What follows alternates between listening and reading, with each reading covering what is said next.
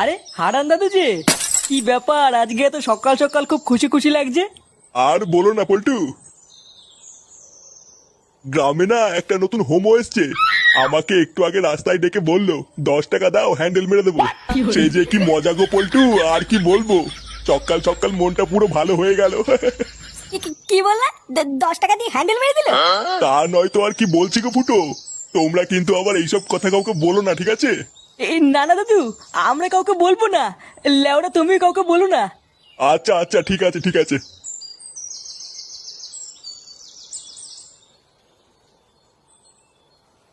বাড়া কি বলে গেল?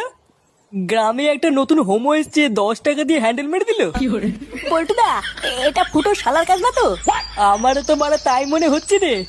ভাগ্যিস হারান দাদু জানে না ওটা ফুটো শালা, না হলে তো গ্রামে ফুটো সম্মানী টাকনি পড়ে যেত রে। বাড়া, চুদির ভাই তলে তলে এই ব্যবসা করছে। ফুটো, তুই কোনো চিন্তা করিস না, তোর শালাকে এই গ্রামে কেউ চেনে না, কোনো সমস্যা হবে না। হ্যাঁ, তুই কোনো চিন্তা করিস না। চল মদনের দোকান থেকে চা খেয়ে আসি।